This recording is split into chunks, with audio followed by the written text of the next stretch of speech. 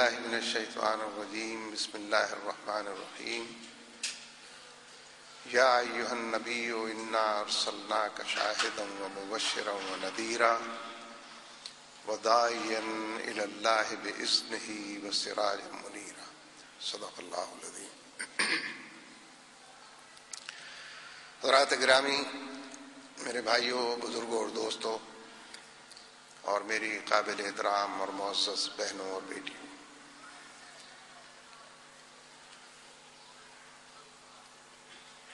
ربیع الاول کی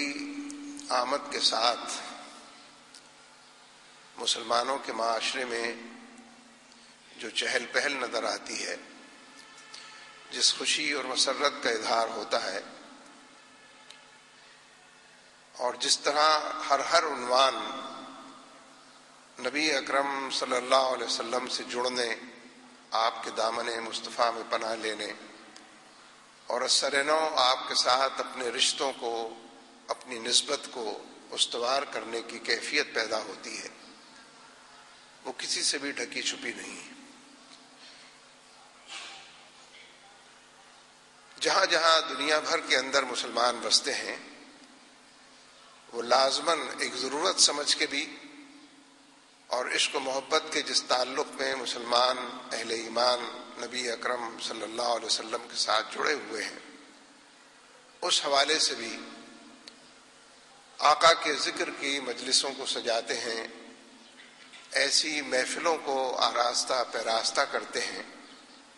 جس میں آپ پر درود و سلام بھیجا جائے، آپ کے مشن کو جانا اور سمجھا جائے، اور آپ کی اسوہ حسنہ سے رہنمائی حاصل کی جائے اور اتباع اور پیروی کا اثر نو عہد اور پیمان باندھا جائے۔ نبی اکرم صلی اللہ علیہ وسلم جس وقت آپ کو یہ حکم ملا ہے کہ یا ایھا المدثر قم فانذر وربک فکبر، کہ بندوں کو بندوں کی طرف لے جاؤ، انذار کا پہلو نمایاں کرو، اس کی کبریائی بیان کرو، وہ لمحہ ہے اور پھر زندگی کے آخری لمحے تک ایک تحرک ہے، سرگرمی ہے، جد و جہد ہے، سعی، کوشش اور کاوش ہے۔ بظاہر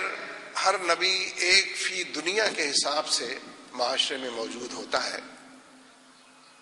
فرد واحد کہ جو اپنے رب کو جانتا، پہچانتا اور اس کی طرف لوگوں کو بلاتا ہے۔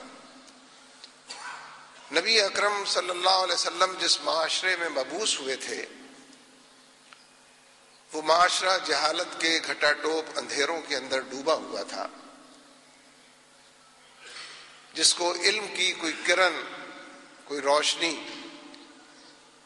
اور کسی بھی حوالے سے کوئی چنگاری بھی چھو کر نہیں گئی تھی۔ جہالت کے جتنے عنوانات ہو سکتے ہیں وہ سب اس معاشرے کے اندر بوجود موجود تھے، بدرجہ اولیٰ پائے جاتے تھے۔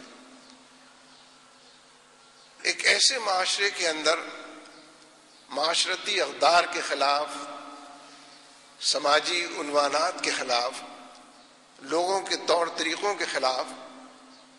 اور ان کے پورے نظام زندگی کے خلاف کچھ کہنا ایک انقلابی بات تھی، ایک انقلابی کیفیت تھی، اور ایک بڑے انقلاب کی طرف آپ لوگوں کو بلا رہے تھے۔ جا بجا قرآن پاک یعنی اللہ تبارک و تعالیٰ کا کلام نازل ہوتا رہا، وہی سے آپ کی رہنمائی ہوتی رہی اور آپ کو لوگوں کے سامنے پیش کرتے رہے۔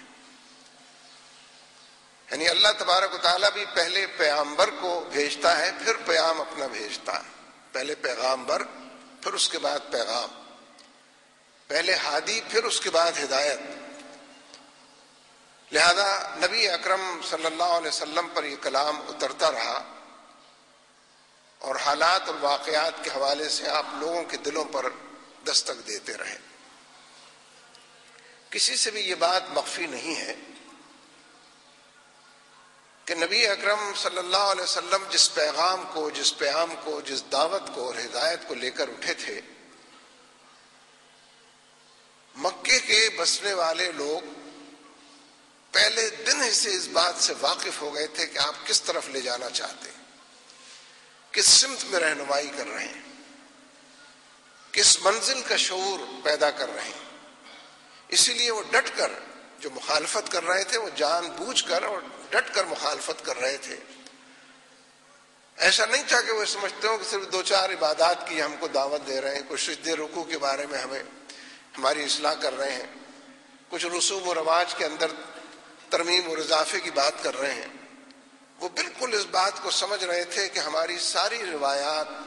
اور رسوم و رواج، ہماری زندگی گزارنے کے تمام طور طریقے ایٹ اسٹیک ہیں، یعنی سب جو ہے تبدیلی کے لیے ایک عنوان ہے کہ جو آپ کی گفتگو میں اور آپ کی دعوت میں چھپا ہوا. دیکھیے جو نبی اکرم صلی اللہ علیہ وسلم کی زبان مبارک سے کچھ نکلتا ہے اس کو حدیث کہتے ہیں. جو کچھ بھی آپ کی زبان مبارک سے شب و روز کے معمولات میں آپ ادا کیا گیا، لوگوں نے سنا، اس کو حدیث کہتے ہیں.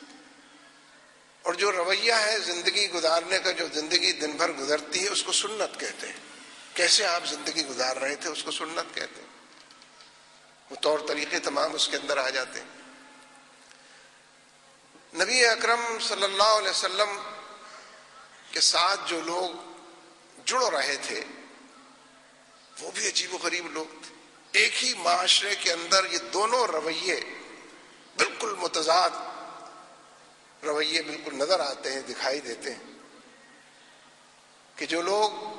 آپ کی بات کو قبول کر رہے تھے وہ بھی سمجھ رہے تھے کہ یہ منزل نہیں ہے، یہ تو ایک نشان منزل ہے، سفر بڑا لمبا ہے، بہت دور تک چل کر جانا، ایک بڑے انقلاب اور تبدیلی کی طرف آپ بلا رہے ہیں. چاروں طرف کے حالات میں جو زندگی ہم بسر کر رہے ہیں اس سے بالکل مختلف زندگی کی طرف ہم کو دعوت دے رہے ہیں. جو اس بات کو پختگی کے ساتھ، یقین کے ساتھ جان گئے تھے، اور اسی لیے بالکل جنت اور دوزخ بھی جب بیان کیا جاتا تھا تو ان کو سامنے نظر آتی تھی. جب انذار اور تبشیر کا پہلو ہوتا تھا، خوشخبریاں سنائی جاتی تھیں، جب انہیں ڈراوا دیا جاتا تھا، اسی لیے تو وہ آگ کے انگاروں پر لیٹنے کے لیے تیار ہو گئے تھے. گنتی کے چند نفوس تھے، بظاہر گئے گزرے بھی تھے ان میں، لیکن اگر وہ آگ کے انگاروں پر لیٹ، اس کا مطلب ایمان کی صحیح پہچان اور شناخت ان کے اندر موجود. اس لیے میں یہ بات عرض کرنے کی جسارت کروں گا کہ جو سیرت کے واقعات ہیں، یہ مکی دور کا واقعہ ہے، مدنی دور کا واقعہ ہے، یہ ہجرت سے پہلے کا ہے، ہجرت کے بعد کا ہے، یہ فلاں موقع پر فلاں بات ہوئی. یہ سیرت کے جتنے واقعات ہیں، کوئی گنتی کرے، لکھ لے، بتا دے کتنے ہیں وہ، ہر واقعہ ایسا ہے کہ اس کے اندر رہنمائی موجود. کچھ نہیں تو آنکھوں کے لیے نمی موجود ہے، دلوں کے لیے گداز موجود ہے، خوف و خشیت کی کیفیت قلوب کے لیے موجود ہے.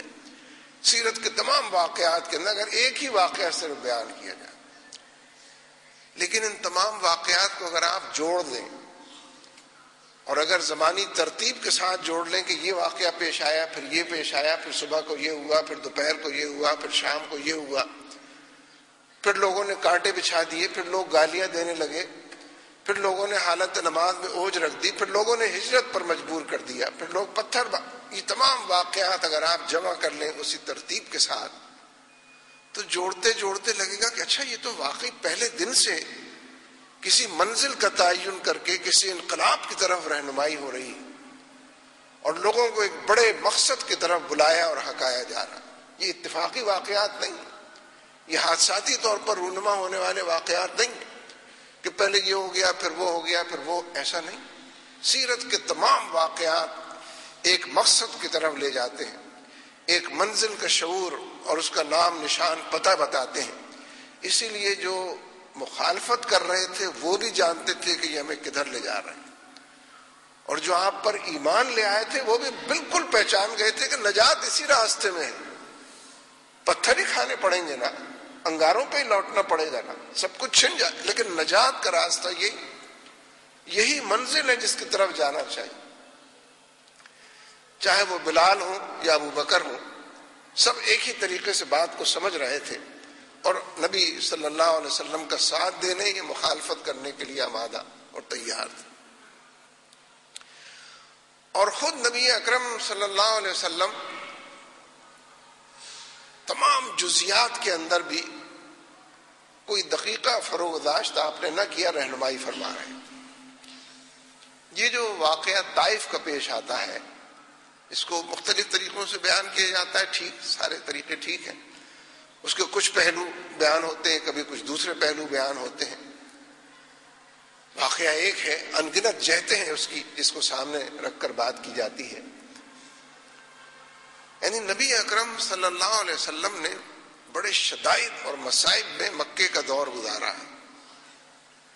جب مکے میں دعوت کا اور تبلیغ کا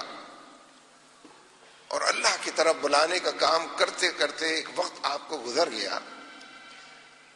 اور آپ کا احساس یہ ہوا کہ بہت تھوڑے لوگ اس دعوت کو قبول کر رہے ہیں، بہت کم اس کو پذیرائی حاصل ہو رہی ہے،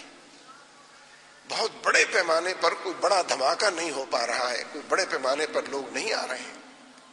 یعنی ایک تجزیہ کیا آپ نے، ایک جائزہ لیا آپ، ایسے نہیں چل رہے تھے،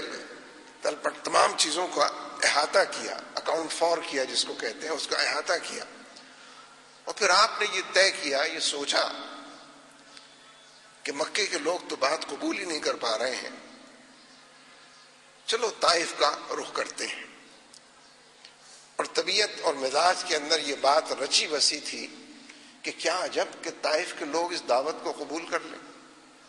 اور یہ دعوت محض نظری اور نظریاتی کوئی دعوت لفظوں کا پھیر نہ رہے، بلکہ یہ دعوت جس مفہوم کی طرف، جس ایمفیسس کی طرف رہنمائی کرتی ہے، یہ دعوت سلطنت بن جائے گی۔ کیا عجب کہ یہ دعوت ریاست قرار پائے، یہ دعوت مقتدر ہو جائے، اس دعوت کا سکہ رواں ہو جائے،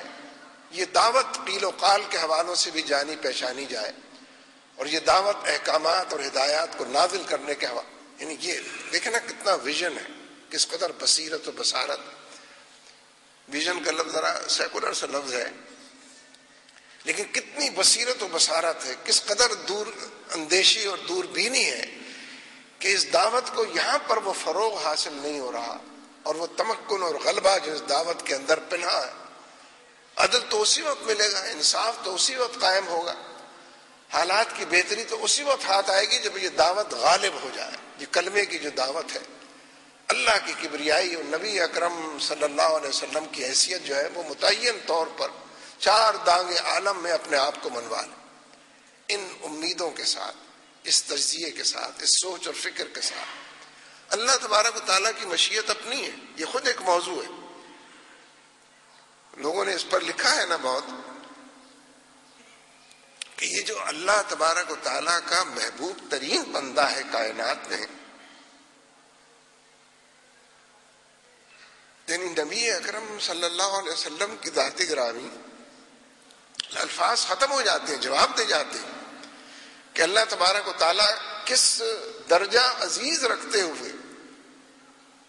آپ کی بعثت جس کے نتیجے میں ہوئی ہے، تو لوگوں نے اس بات پر لکھا ہے، اور عجیب و غریب پیرائے میں لکھا ہے کہ اللہ تبارک و تعالیٰ جو پوری کائنات کا فرما روا اور قہار ہے اور جبار ہے، اور طاقتوں اور قوتوں کے سرچشمے الفاظ ساتھ نہیں دیتے کہ کیا کچھ ہے، وہ اپنے محبوب ترین بندے کو دیکھتا ہے کہ ستایا جا رہا ہے، الٹے پیروں لوٹایا جا رہا ہے، جا بجا پتھروں کی یورش میں اور گالیوں کی یورش میں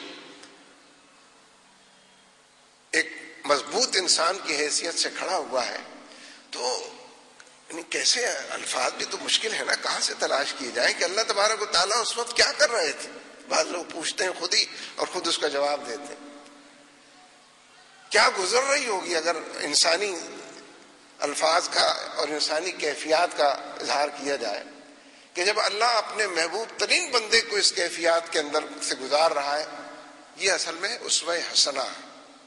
لقد کان لکم فی رسول اللہ اسوۃ حسنہ۔ یہ تو ایک لمحے کے اندر کن فیکون اسلامی نظام قائم ہو جاتا، توحید کی عمارت قائم ہو جاتی، غلبہ دین ہو جاتا۔ ایک لمحہ اللہ تبارک و تعالیٰ کے لیے تو صرف کہنے کا، کرنے کا معاملہ ہے، لیکن اگر یہ نہیں اور 23 سال لگے ہیں اور ساری صعوبتیں اور مشکلات کو انگیز کرتے لگے ہیں، تو گویا اس سنت کو، اس اسوے کو قائم کرنا مطلوب تھا کہ رہتی دنیا تک جو لوگ اس دعوت کے غلبے کے لیے اٹھیں گے، جب ہم اپنے محبوب ترین بندے کو ان راہوں سے گزارتے ہیں تو تمہیں ایسے ہی ہتھیلی پر سرسوں جمانے کو مل جائے گی.